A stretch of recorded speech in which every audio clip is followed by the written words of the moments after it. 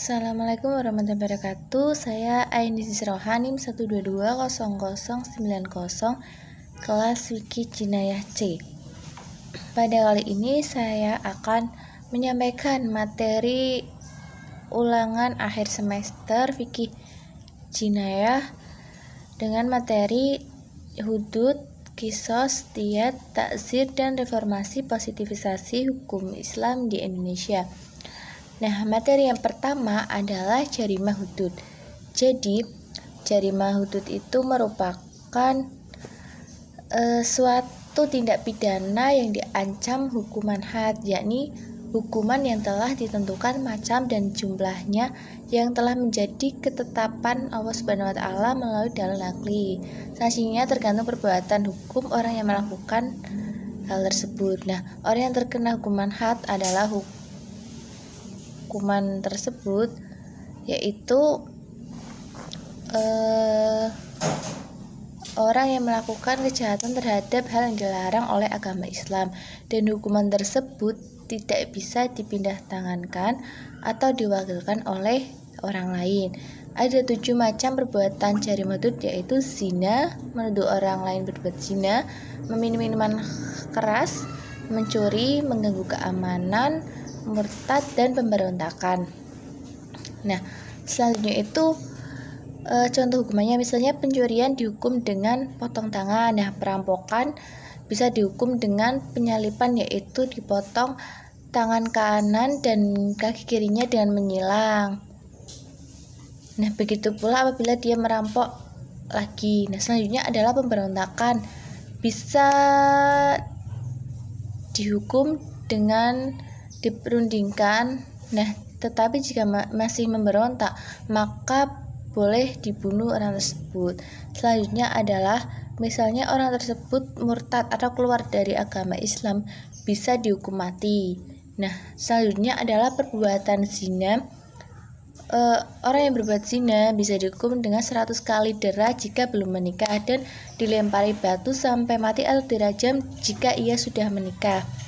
Nah, tuduhan zina atau orang yang menuduh orang berzina bisa dihukum dengan 80 kali dera, dan kesaksian pelaku itu tidak akan diterima selama-lamanya. Selanjutnya adalah perbuatan yang dilarang agama, yaitu meminum minuman keras atau seperti homer, itu bisa dihukum 40 kali dera atau 80 kali dera. Nah, selanjutnya adalah materi tentang kisos. Jadi kisos itu lebih bermakna hukuman bagi pelaku kejahatan yang berprinsip dasar ditegakkannya berdasarkan kesetaraan bentuk kejahatannya. Nah, prinsipnya membunuh dibalas dibunuh, melukai dibalas dilukai, merusak dibalas merusak, dan memotong dibalas dipotong, dengan syarat perbuatan itu dilakukan dengan unsur kesengajaan. Nah, orang yang melakukan perbuatan pembunuhan nyawa orang lain dengan sengaja, maka hukumannya secara kisos dibunuh juga. Nah, orang yang melukai orang lain secara sengaja, maka hukumannya secara kisos itu kan dilukain juga ya. Tentunya kedudukan atau kadar nilainya itu sama. Misalnya kan orang yang melukai itu, kita membalasnya itu lukanya itu sama terhadap orang yang sudah melukai kita itu. Jadi kita itu tidak melebihkan atau mengurangkan apa seseorang yang telah melakukan perbuatan itu terhadap kita gitu. Nah, dengan bahasa lain kita bisa mengatakan bahwa hukuman kisos itu adalah hukuman berdasarkan kesetaraan dan kesamaan. Dan di dalam kisos itu adalah keadilan.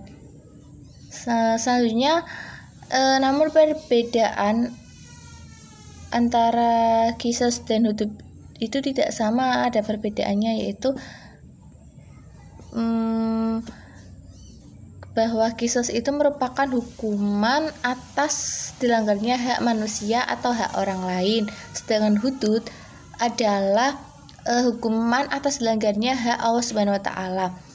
Contoh kisos adalah dipotong tangan pelaku kejahatan akibat dia telah memotong tangan orang lain. Sedangkan contoh hudud adalah dipotong tangan seseorang pencuri yang memenuhi syarat pencurian.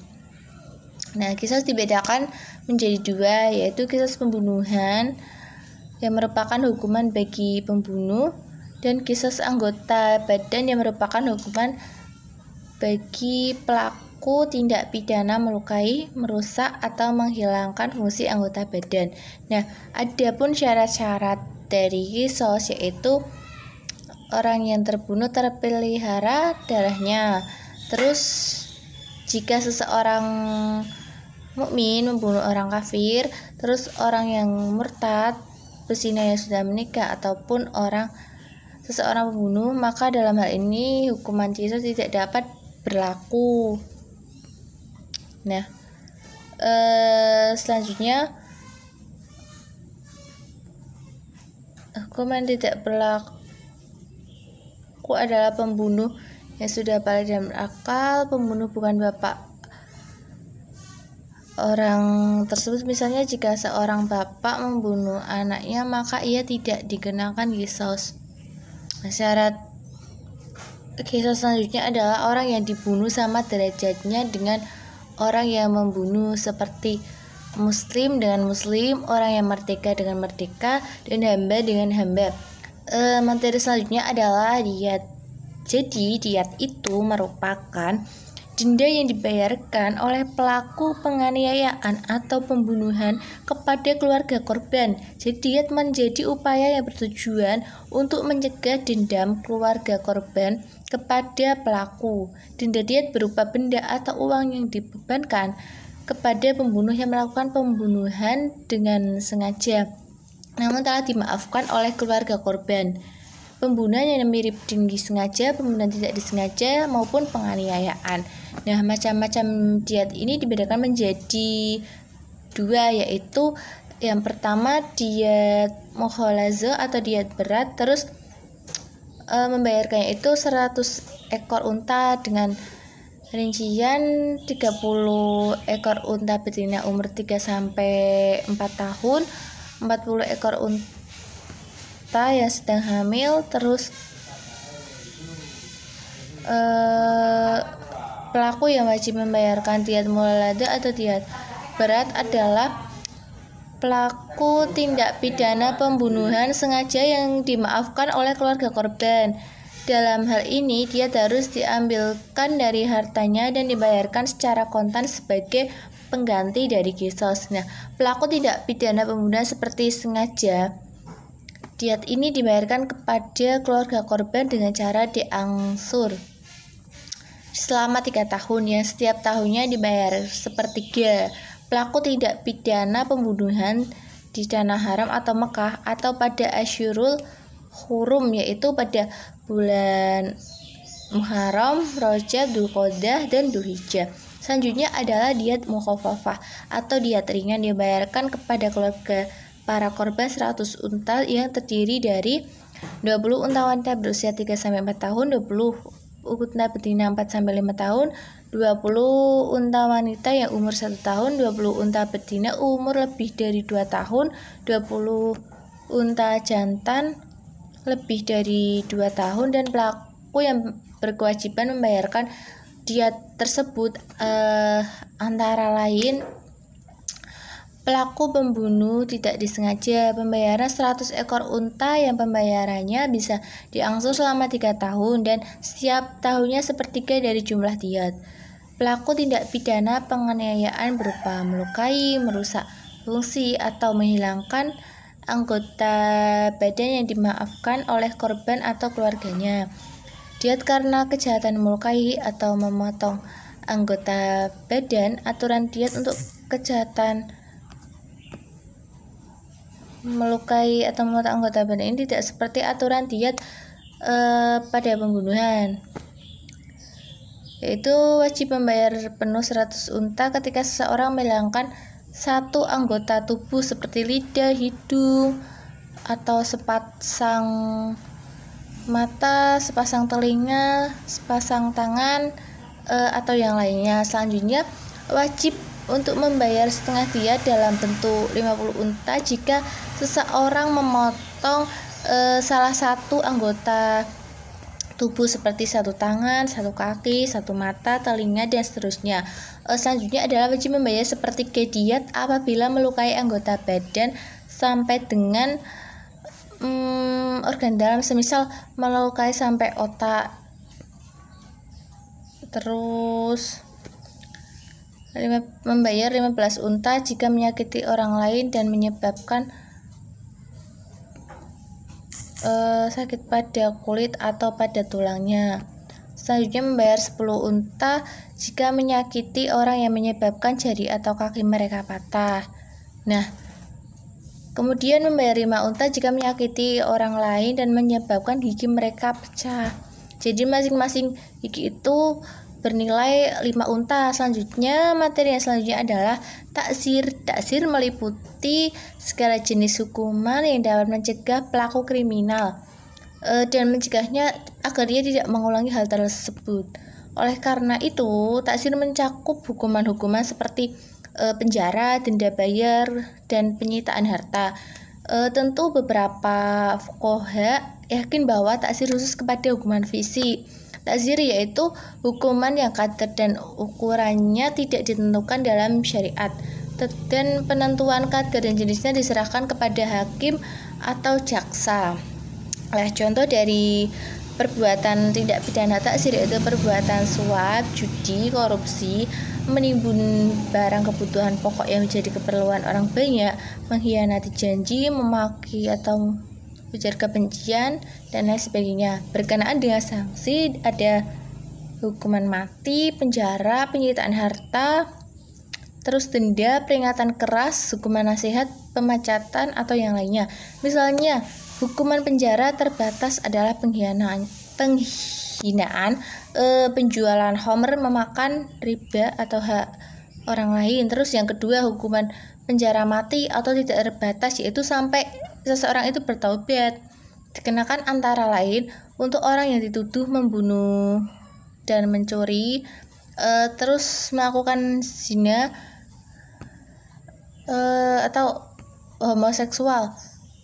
Bukan zina, homoseksual berarti kayak sejenis hal seperti itu. Terus menyihir, mencuri untuk ketiga kalinya. Selanjutnya itu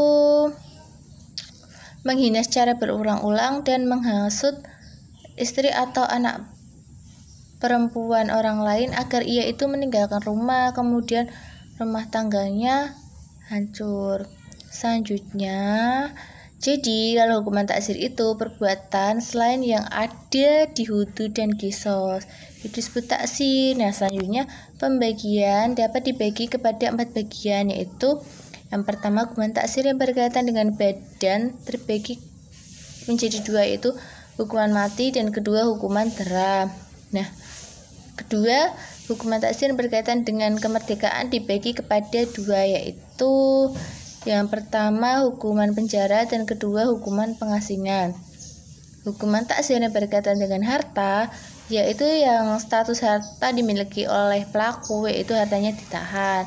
Terus hukuman taksir yang lain yang dimaksud dengan taksir yang lain yaitu selain hukuman taksir yang disebutkan di atas, misalnya peringatan keras, terus dihadirkan di hadapan sidang, diberi nasihat, bahkan celaan, pengucilan, pemecatan, pengumuman kepada masyarakat umum atau terbuka, seperti itu. Jadi yang tadi itu merupakan contoh perbuatan yang telah dilarang oleh agama yang dilakukan seseorang. Jadi itu ada sanksi-sanksinya masing-masing, seperti itu. Bertujuan sanksinya itu agar seseorang tidak mengulangi hal-hal tersebut atau orang lain tidak melakukan perbuatan tersebut juga. Nah, materi selanjutnya adalah reformasi positivisasi hukum Islam di Indonesia. Jadi maksudnya itu adalah memperbaharui hukum Islam yang sudah menjadi hukum positif di Indonesia. Konsep reformasi dalam Islam identik dengan islah, ini memperbaiki dan menyempurnakan sesuatu yang belum sempurna, termasuk mengganti yang usang dan rusak. Jadi sesuatu itu dapat diperbaharui, yaitu memperbarui hukum yang terdahulu dengan menyesuaikan keadaan yang sekarang atau zaman ini. Nah, masalah hukum yang perlu direformasi adalah manhaj ilahi atau baik akidah syariah yang mengatur hubungan manusia dengan manusia atau hubungan manusia dengan Tuhan, serta fikroh atau pemikiran dan syahiyah yaitu terus maju. Contoh dalam Undang-Undang Nomor 17 tahun 1999 setelah berlaku selama 9 bulan, undang-undang itu diganti karena sudah tidak sesuai lagi dengan kebutuhan masyarakat saat ini.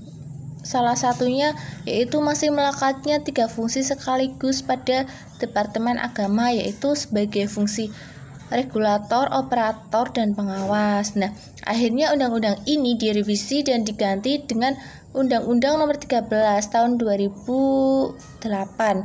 Proses revisi Undang-Undang Nomor 17 tahun 1999 ini pelaksanaan Undang-Undang Nomor 13 tahun 2008 tentang penyelenggaraan ibadah haji sudah memisahkan fungsi tersebut, yaitu fungsi pengawasan dan penyelenggaraan haji kepada komisi khusus dengan mencantumkan secara eksplisit dalam pasal 12 hingga pasal 20 mengenai Komisi Pengawas Haji Indonesia atau bisa disebut dengan KPHI. Nah, ada 3 faktor peluang dan tantangan dalam positivisasi hukum Islam, yaitu faktor politik, filosofis, dan sosiologis. Ketiganya saling berkaitan dalam pembangunan hukum positivisasi di Indonesia.